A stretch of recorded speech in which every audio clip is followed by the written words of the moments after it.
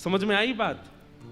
अगर श्री कृष्ण एक दिन भी प्रिय लग गए हों, एक बार भी नेत्रों में उनकी याद के लिए आंसू आ गए हों, एक बार भी श्री कृष्ण की प्रिय मधुर झांकी चित्त में आकर के फिर अंतर ध्यान हो गई हो, बस समझ जाना वो प्रेम करते हैं मुझसे, तभी मुझे उनकी याद आ रही है, तभी मुझे उनकी स्मृति हो रही है। स्मरण नहीं होता ठाकुर जी का।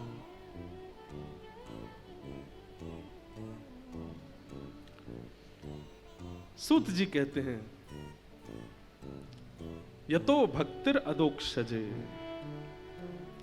कि धर्मस्वनिष्ठितः पुंसाम विश्वक्सेन कथासु यः नोत्पादय दधिरतिम श्रम एव हि केवलम। बहुत अच्छी बात। यहां पर कहते हैं कि आपने जीवन में चाहे जितने साधन किए हों,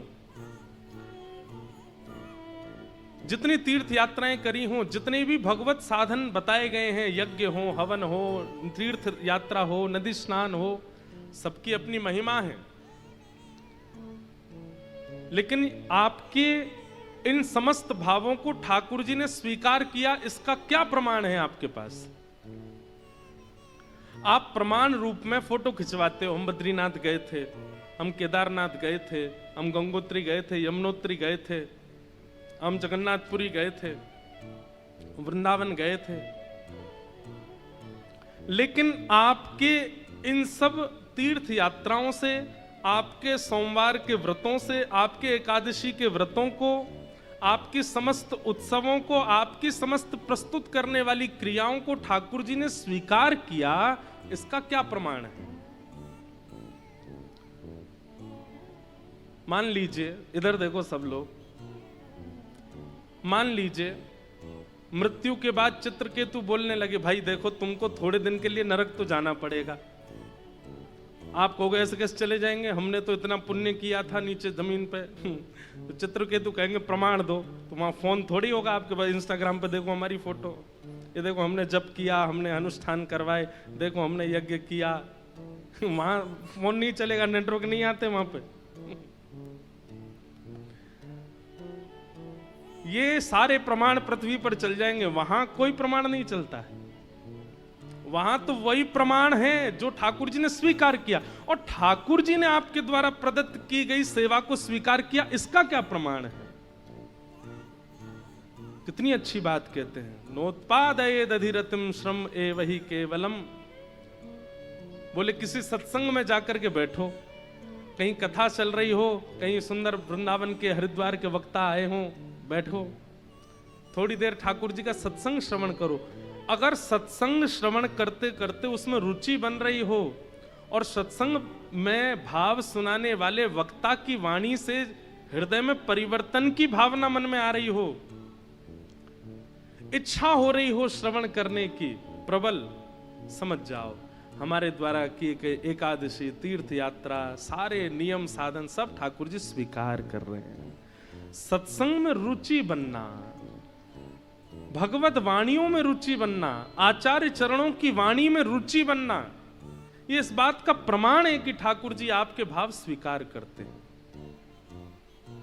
और यदि वहां रुचि नहीं बनती है आपकी, कथा में बैठे बैठे यूं ही देख रहे हैं कब बजेंगे 7, कब हो पूरी, मम्मी चलो ना बहुत देर हो गई यार, क्या अभी तो शुरू हुई है, चलने दे, ऐसी भावना मन में आती है।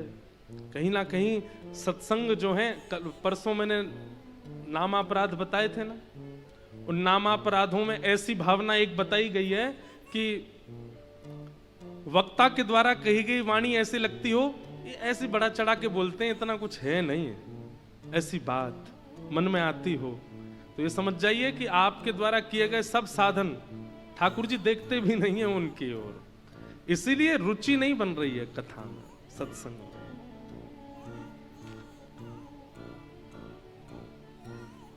साधन सब श्रेष्ठ हैं, पर सत्संग सर्वश्रेष्ठ है। उसके प्रति अगर आपकी रुचि नहीं बनती है तो बाकी के साधन आप करते रहिए, ठाकुर जी उससे प्रसन्न नहीं है।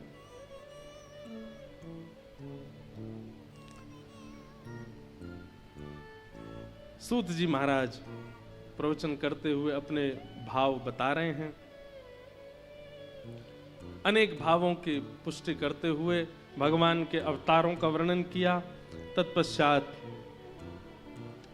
श्रीमद् भागवत जी की रचना वेदव्यास जी महाराज ने ब्रह्म नदी सरस्वती के तट पर कैसे की, इस विषय का प्रतिपादन किया। वेदव्यास जी महाराज ने अनेक ग्रंथ लिखे, लेकिन मन में शांति नहीं है, असंतोष है, असंतुष्टि है। तभी वहां नारद जी का आगमन हुआ और नारद जी महाराज ने आकर के व्यास जी के मुखमंडल को देख लिया कि आप बड़े चिंतित बैठे हैं। व्यास जी महाराज बोले, देखिए मैंने इतना सब कुछ लिखा, लेकिन मेरे हृदय को फिर भी शांति नहीं है, मेरे फिर भी हृदय को संतुष्टि नहीं है। एक बात याद रखिएगा बंधु, अत्यंत परिश्रम करने के बाद, अत्यंत लगन और मन से करने के बाद भी अगर असंतुष्टि का अनुभव अपनी क्रिया के प्रति होता है, तो उसके पीछे कारण क्या है वो यहां बताया गया है। आपने बुद्धि का प्रयोग तो बहुत किया, आपने इंद्रियों का प्रयोग तो बहुत किया, आपने धन का प्रयोग तो बहुत किया, आपने व्यवस्थाओं का प्रयोग तो बहुत किया किसी कार्य को सिद्ध करने में, लेकिन अपने हृदय का प्रयोग नहीं किया, यानी कि प्रेम का प्रयोग नहीं किया है, तो आप असंतुष्ट ही रहोगे। कितना भी भार भोजन कर लीजिए, पर संतुष्टि घर की दाल और रोटी में ही आती है, जो मां बना के। अब ये बात हम इसलिए कह रहे हैं क्योंकि बाहर ज्यादा रहते हैं ना, जो लोग कभी कभी बाहर जाते हैं उनको कभी कभी अच्छा लगता है बाहर का, घर का कम अच्छा लगता, पर जो बाहर ही रहते हैं बेचारे, उनको घर की रोटी दाल चावल ही अच्छे लगते हैं, उसी से ही संतुष्टि होती है। क्यों? क्योंकि मां हाथ से नहीं बनाती, मां बुद्धि से नहीं बनाती, मां धन के लिए नहीं बनाती, मां स्वाद के लिए नहीं बनाती, मां अपने पुत्र की संतुष्टि के लिए बनाती है। प्रेम से बनाती है तो वो संतुष्टि ही करता है। बात समझ में आए तो ही तप तप ताली बजनी चाहिए। क्या समझ में आया? मानो श्री नारद जी महाराज संकेत कर रहे हैं, व्यास जी आपने बुद्धि लगा ली, आपने सब कुछ लगा दिया, आपने सारी व्यवस्थाएं लगा दी, पर अभी तक प्रेम का प्रयोग नहीं किया। आपने जितने भी ग्रंथ लिखे हैं, भवतानुदित प्रायम यशो भगवतो मलम ये नैवासो न तुष्येत मन्ये तद्दर्शनम खिलम। नारद जी मानो कह रहे हैं कि हे नाथ, हे व्यास जी, सब लोग ध्यान से सुनो, आपने जितने भी ग्रंथ लिखे हैं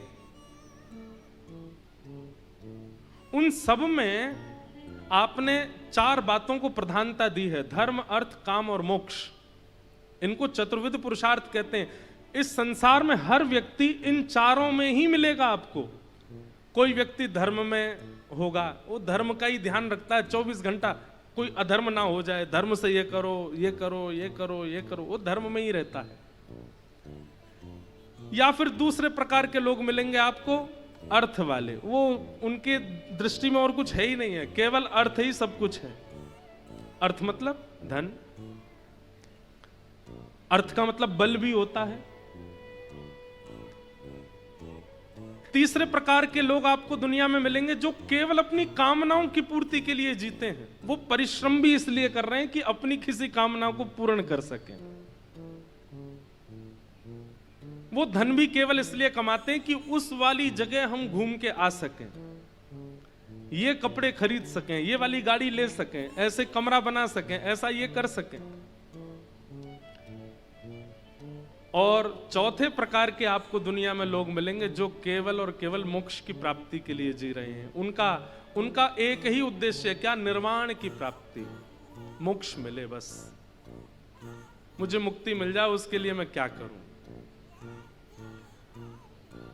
नारद जी महाराज बोले आपने चतुर्विध पुरुषार्थ की प्राप्ति के लिए सारे ग्रंथ लिखे हैं, तो व्यास जी बोले संसार में चतुर्विध पुरुषार्थ ही है, उसके अलावा है भी क्या? तब नारद जी बोले आप पंचम पुरुषार्थ भूल गए। बोले पंचम पुरुषार्थ कौन सा है? प्रेम।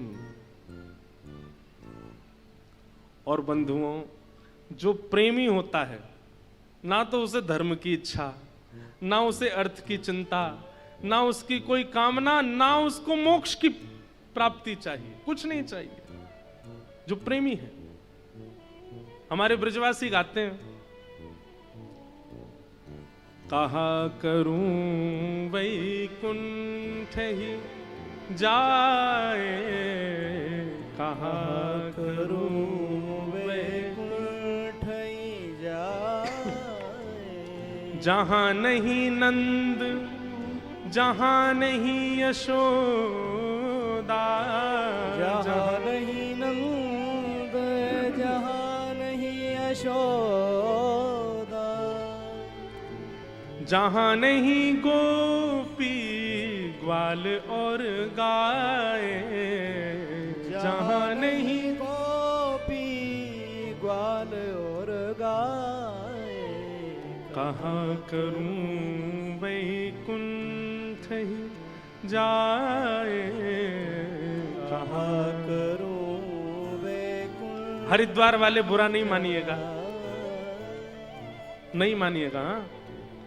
हरिद्वार में धर्म भी है, हरिद्वार में अर्थ भी है, हरिद्वार में काम भी है, और हरिद्वार में मोक्ष भी है। हमारे वृंदावन में चारों ही नहीं है। ठाकुर जी को सुबह ब्रह्म मुहूर्त में पूरी दुनिया में उठाया जाता, वृंदावन में 8 बजे उठते हैं बिहारी जी, लाडले लाल। अरे कितने घरों के बच्चे सुबह 6 बजे उठ के 7 बजे बस में बैठ के स्कूल पहुंच जाते हैं, तब तो हमारे वृंदावन को राजा उठे। वहां धर्म नहीं है। हमारे ब्रजवासी भाई बंधु ज्यादा पढ़े लिखे नहीं मिलेंगे आपको, सामान्य है, सीधे साधे हैं। हरिद्वार में जो तीर्थ पुरोहित वैदिक मंत्र बोल के तिलक करके गंगा जी का संकल्प करा देगा, उसका जो फल मिलेगा, हमारे ब्रज में ब्रजवासियों के दे, हे बिहारी जी आपको भलो हो जाए, चल ला 2000 रुपए दे दे, उससे वो कल्याण होगा। वहां धर्म नहीं है, क्योंकि वहां प्रेम प्रधान है, और जहां प्रेम प्रधान हो जाता है वहां चतुर्विध पुरुषार्थ गौड़ हो जाते हैं। वहां धर्म, अर्थ, काम और मोक्ष, इनकी महिमा, उपमा, ये सब कम हो जाती है, क्योंकि प्रेम प्रधान है। मीराबाई नाच रही हैं ठाकुर जी के आगे, सब लोग कह रहे हैं अरे नाचने वाली आ गई, देखो गाने वाली आ गई, इस पे कोई और काम ही नहीं है, सब जगह जाती है, निर्लज्ज होके नाचने लग जाती है। सब लोग, कोई अपना मुंह बंद करके खड़ा है, कोई उनकी निंदा कर रहा है, लेकिन मीराबाई तो नाच रही है।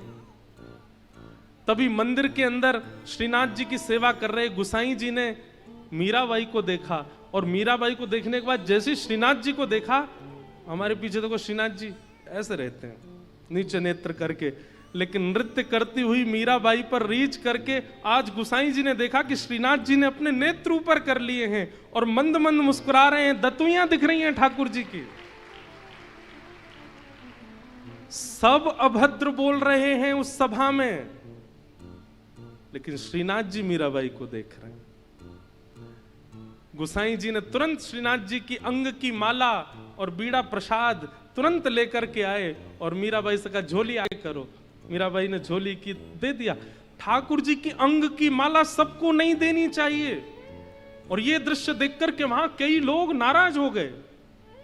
गुसाई जी से बोले आपने एक नाचने वाली का और उत्साहवर्धन कर दिया, आपने गाने वाली का और उत्साह, उसको ठाकुर जी की अंग की माला दे दी।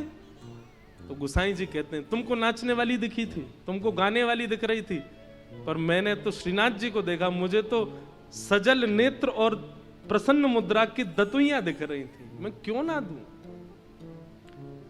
एक बात तो है, प्रेमी व्यक्ति को सब स्वीकार नहीं कर पाते। वो बात है ना, प्रेम गली अति सांकरी तामे दो ना समाए। क्योंकि ठाकुर जी ने स्वीकार कर लिया तो बाकियों के स्वीकार के लायक आप बचोगे नहीं। फिर कोई और स्वीकार करेगा? तो प्रेम प्रेम जब जीवन में आएगा तो धर्म गौड़ हो जाएगा। प्रेम जब जीवन में आएगा तो अर्थ की व्यवस्था की चिंता नहीं होगी, कहां धन है, कितना है, क्या करना है, कैसे करना, इनकी चिंता नहीं।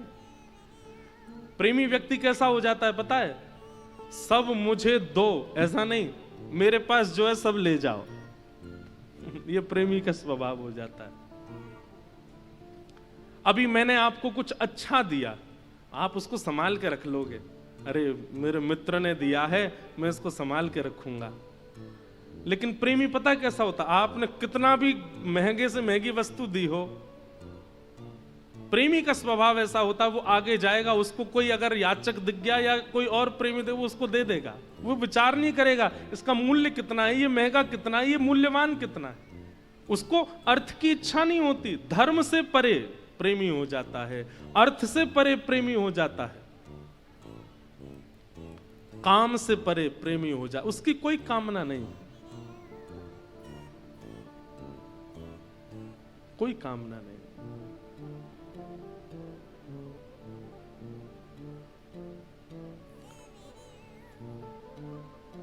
और मोक्ष, वो मोक्ष भी नहीं चाहता।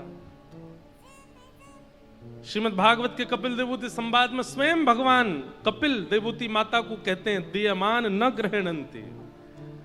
मेरे प्रिय भक्त जो होते हैं मां, उनको मैं 4 प्रकार 5 प्रकार की मुक्ति अर्पित कर देता हूं, लेकिन वो फिर भी अस्वीकार कर देते हैं, हमें नहीं चाहिए ना। वृत्रासुर भागवत में कहता, दासानुदासो भवतास्मि भूयः समंजसत्वा विरहै एकांक्षे।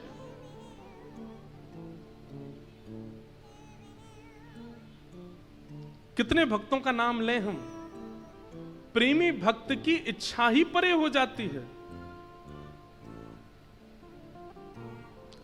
प्रहलाद जी कहते हैं, कामानाम हृदय संरोहम भवतस्तु व्रणेवरम। मेरे चित्त में कोई कामना ही प्रकट ना हो, नाथ ऐसा वरदान दे दो। कैसे होते हैं प्रेमी भक्त सारे?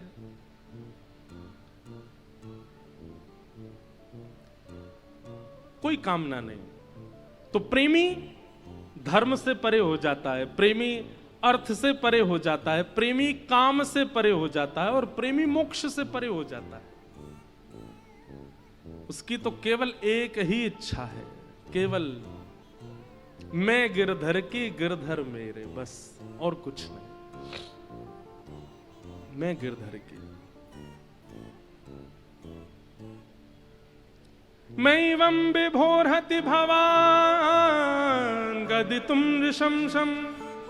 प्रणय गीत में गोपियां कहते हैं, गोपी गीत से पहले प्रणय गीत गाया, संत्यज्य सर्व विषयांस्तव पादमूलम भक्ता भजस्व दुर्वग्रहमात्यजास्मान् देवो यथादि पुरुषो भजते मुमुक्षु।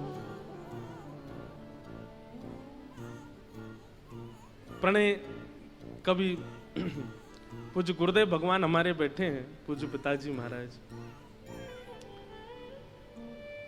मेरी प्रबल इच्छा है कि कभी पूज्य गुरुदेव भगवान केवल रासपंचाध्याय में भी प्रणय गीत और उद्धव गोपी संवाद पर कभी स्वच्छंद प्रवचन करें। अद्भुत। पुरानी कई कथाओं में मैंने सुना है, जो भाव आप लोग सुनते हैं हमारी कथा, वो पिताजी का ही है। इतना अद्भुत, इतना अद्भुत प्रेम की ऐसी ऐसी अद्भुत व्याख्या।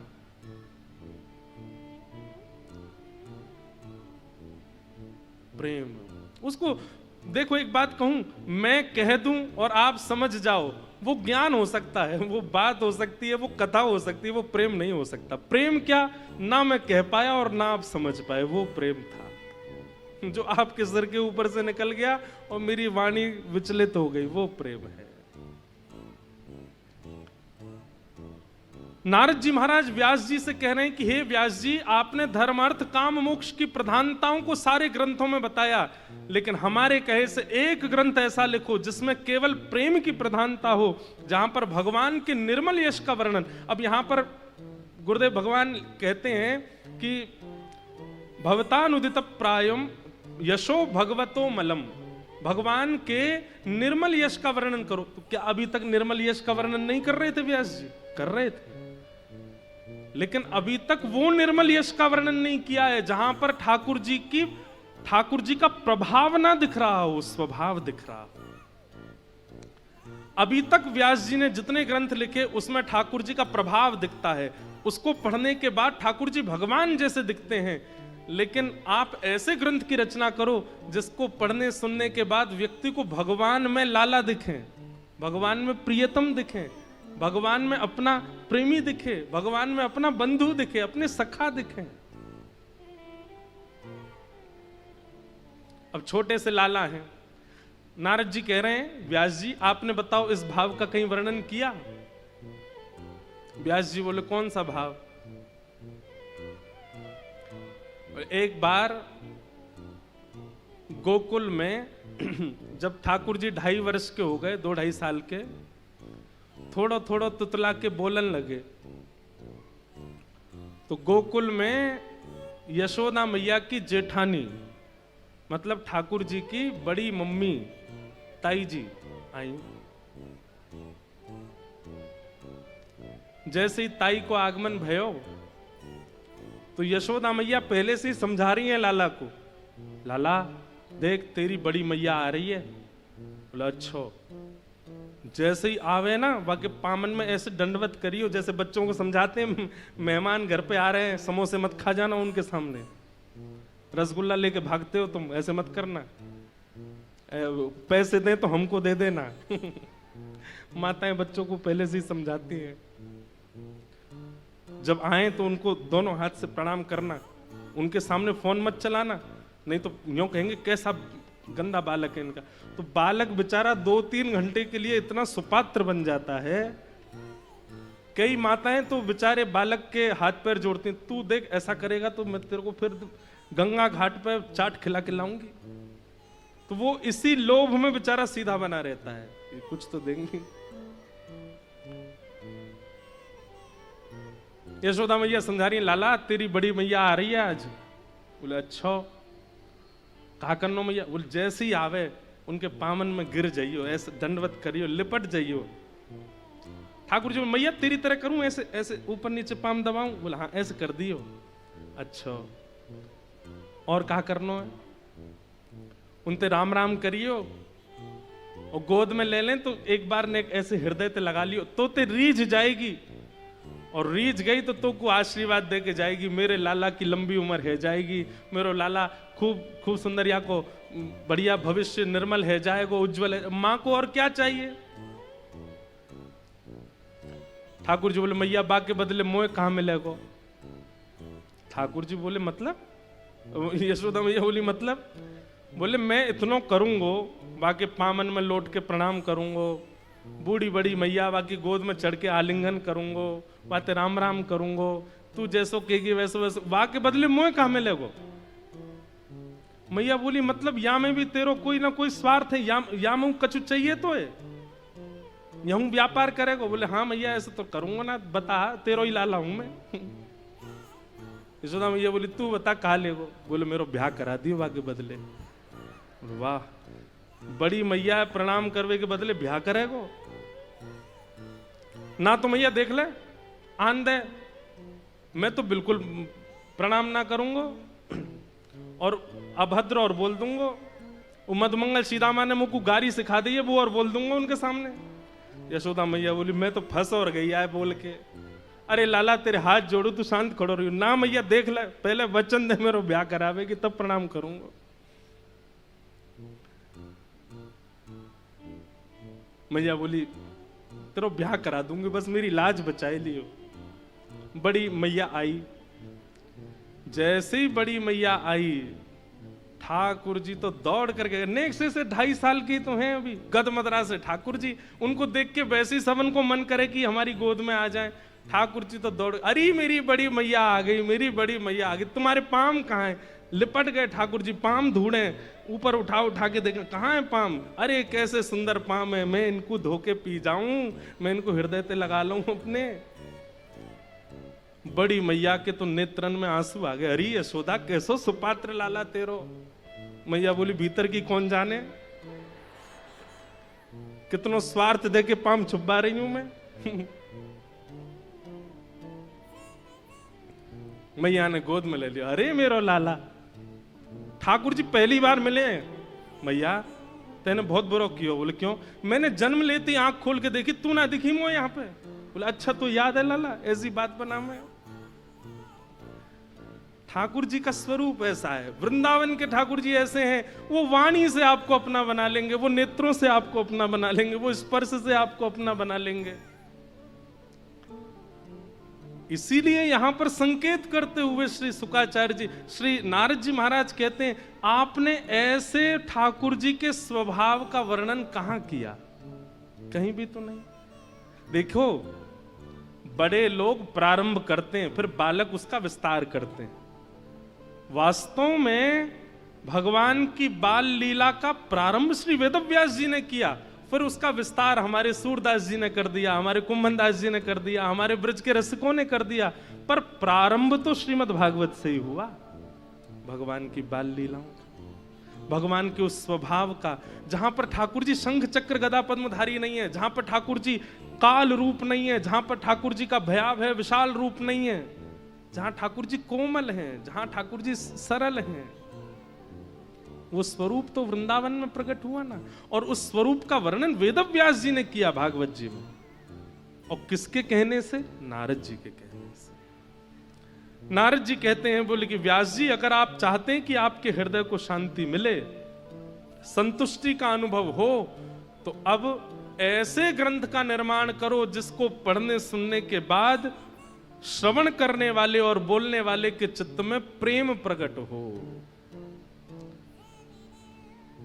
कलयुग में ज्ञान से उद्धार संभव है, पर पूर्ण गारंटी नहीं है। कलयुग में वैराग्य से कल्याण है, पर पूर्ण समर्थन नहीं है। कलयुग में अन्य अन्य साधनों से कल्याण हो सकता है, पर पूर्ण समर्थन नहीं है इस बात का। पर कलिकाल में ठाकुर जी के प्रति प्रेम लक्षणा भक्ति हो जाए, इससे कल्याण होगा, इस पर 100% समर्थन है, क्योंकि हुआ है। कितने आचार्यों को हमने देखा है। मीराबाई कहती